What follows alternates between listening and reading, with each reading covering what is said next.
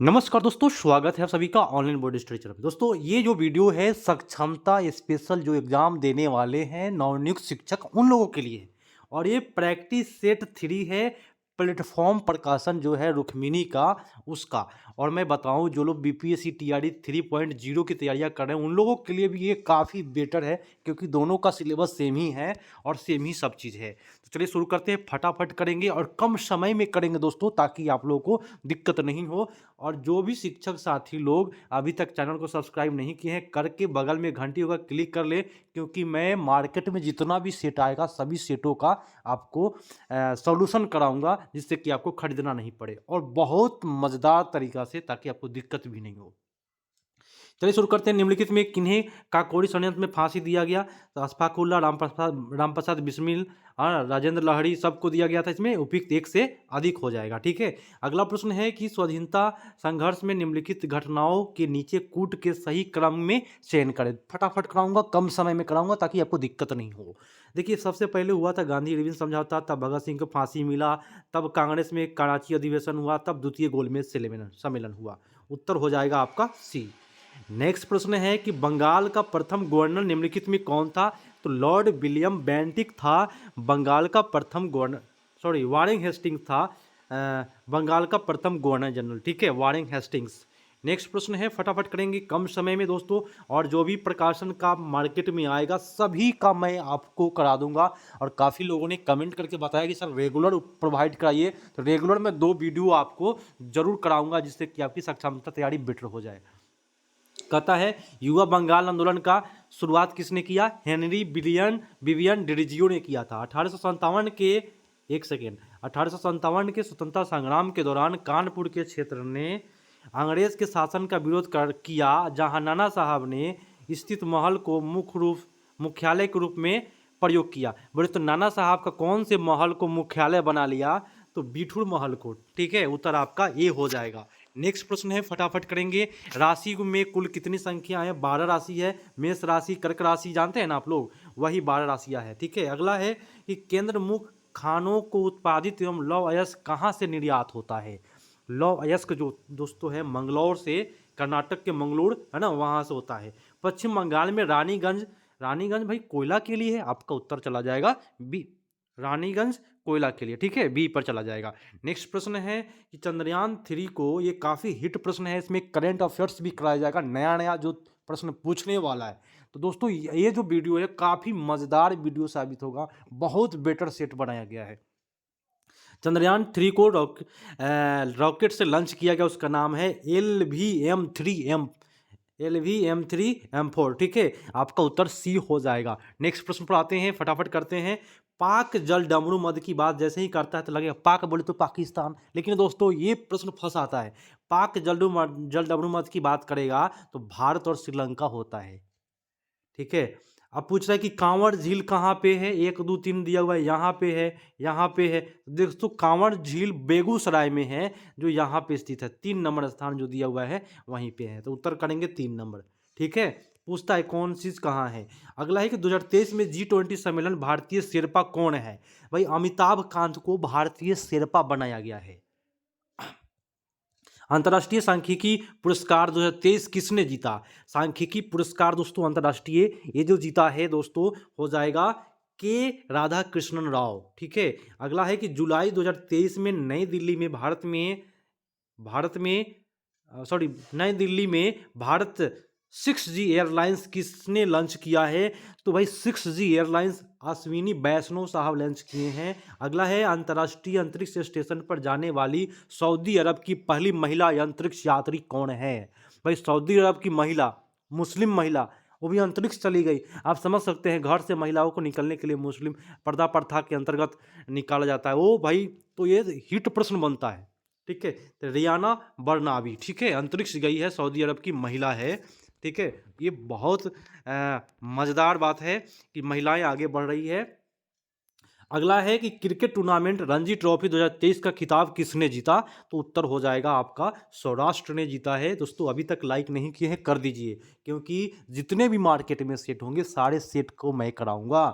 ठीक है, और सब्सक्राइब कर लेना है जितने भी शिक्षक साथी लोग हैं, और बगल में घंटी है क्लिक कर लेना। इससे क्या होगा कि जब भी मैं वीडियो डालूंगा आपको मिलेगा। ठीक है, लाइक नहीं किए तो कर दीजिए फटाफट जोरदार लाइक, और कमेंट करके बताइएगा कि क्या आपको वीडियो रोज चाहिए दो, तो भाई बताइएगा। निम्नलिखित में कौन सा देश जंगली जानवरों की कानूनी देने का पहला देश बन गया है? तो इक्वाडोर है, जो जंगली जानवरों के लिए कानूनी अधिकार मिला है। रिसर्च एवं एनालिसिस विंग्स रॉ का नया प्रमुख कौन बना है? तो रॉ रवि सिन्हा, रॉ रवि, ठीक है, याद रहेगा रॉ रवि। ठीक है, मैं फटाफट कराऊंगा। औरंगजेब ने किस गुरु को मरवाया है? तो गुरु तेग बहादुर को मरवाए, 9वें सिख गुरु थे। मीन कैम्प के लेखक हिटलर है, फटाफट करेंगे। राजा राम मोहन राय ब्रह्म समाज की स्थापना 1828 में किया और 1829 में सती प्रथा का अंत किया।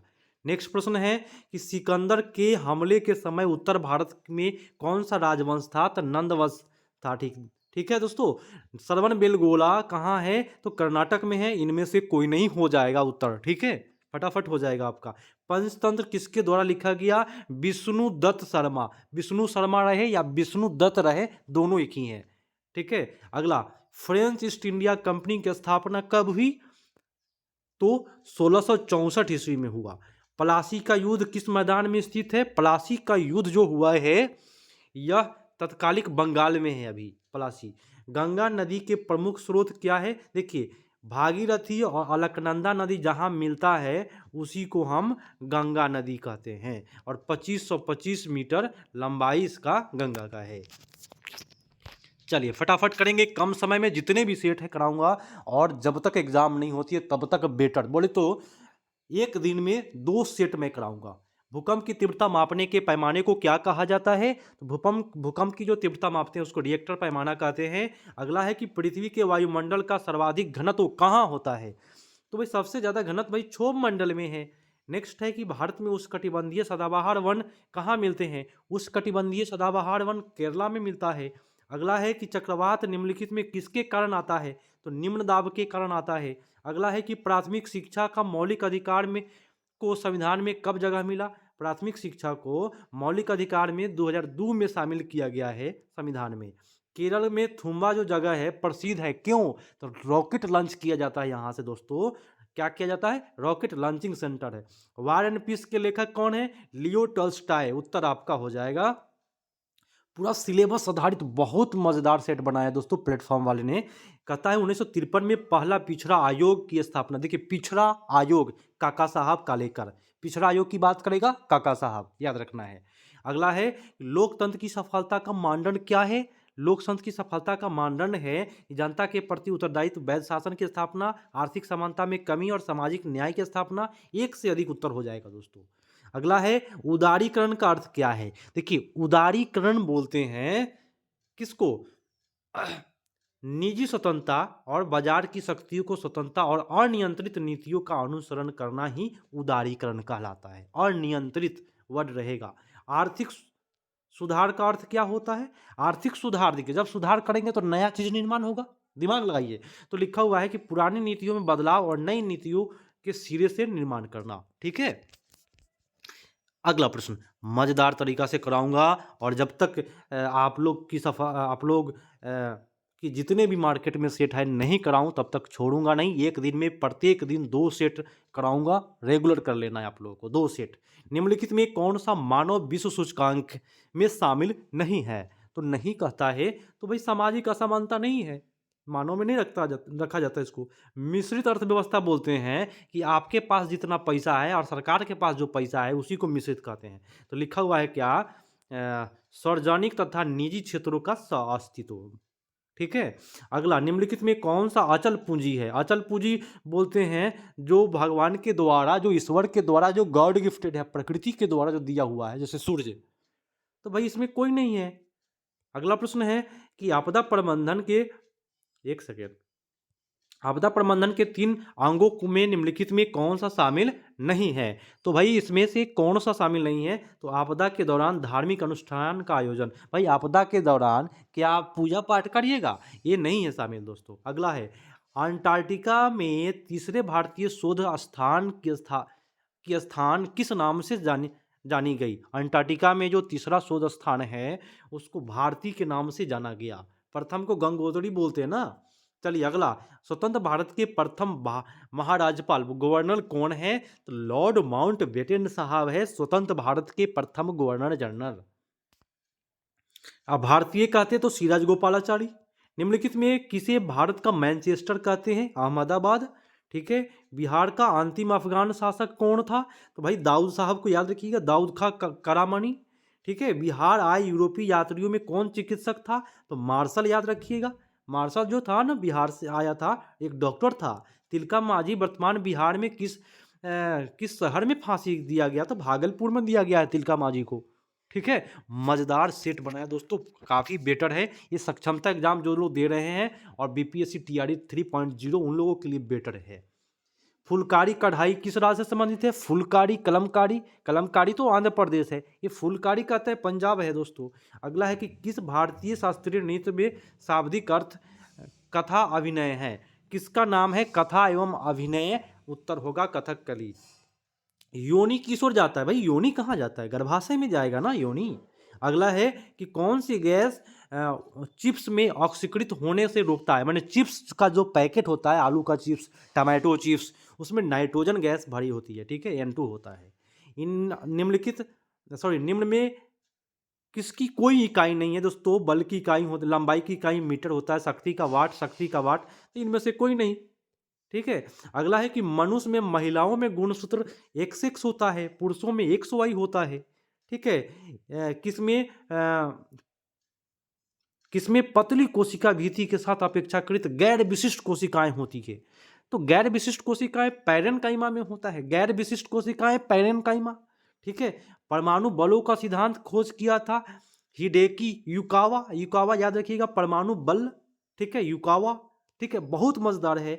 वस्पन के कारण जो शीतलन की प्रक्रिया धीमी कब होता है? धीमी होगा जब घटता है, वायुमंडल बढ़ने की चाल भी कम होती है।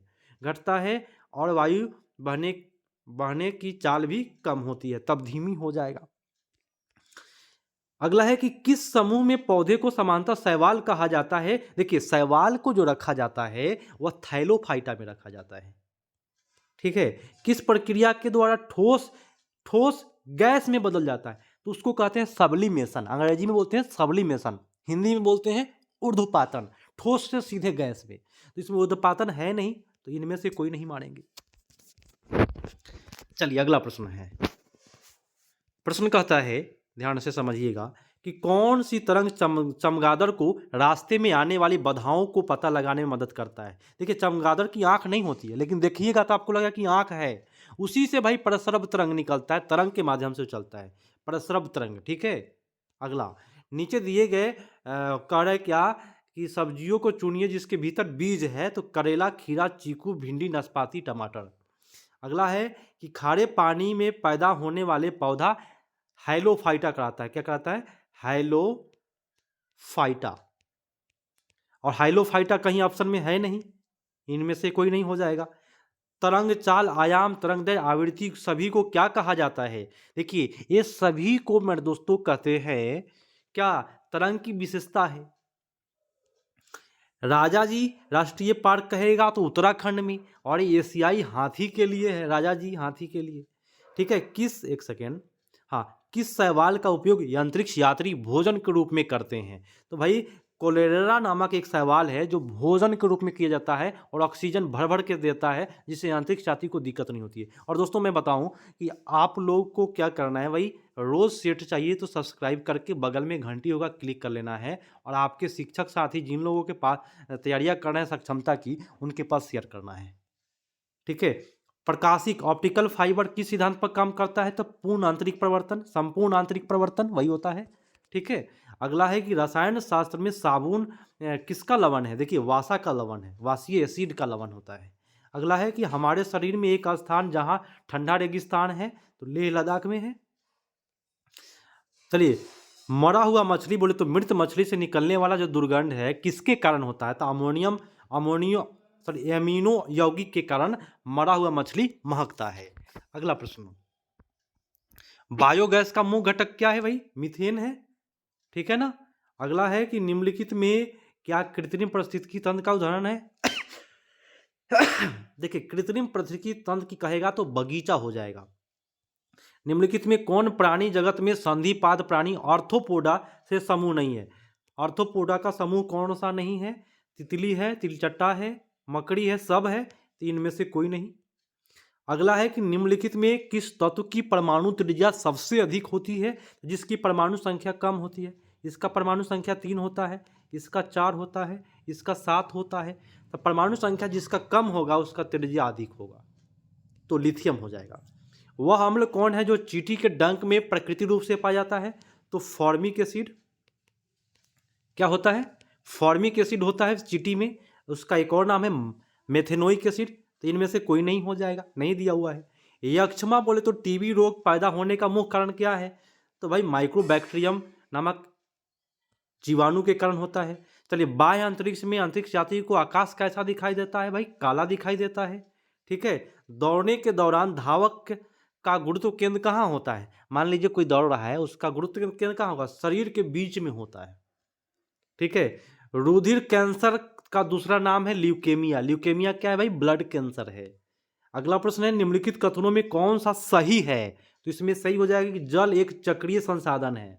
ठीक है। कैसे? मान लीजिए यहाँ जल है, वाष्प बन के ऊपर गया, बादल बना और फिर पानी बढ़ के नीचे आ गया, तो ये क्या है? चक्र चलते रहता है, तो इसको चक्रीय संसाधन कहेंगे। और आज का अंतिम प्रश्न है दोस्तों, 16 मिनट में अधिक आपका जितना भी जीके जिसका प्रश्न था मैंने कराया, और सुन करके जाइए। लास्ट प्रश्न है, और एक और बात सुन के जाइएगा। किसी तालाब के तल में पाए जाने वाले अपघटक का उदाहरण है?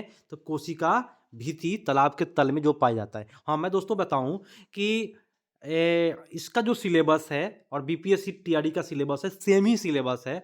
30 नंबर का आपका हिंदी आएगा और 40 नंबर का रीजनिंग मैथ, तो 70 हो गया। और 70 से आपका जीके जीएस आपका करंट अफेयर्स शुरू हो जाएगा। तो मैं आपको कराया कितना? 80 प्रश्न कराया 16 मिनट में दोस्तों।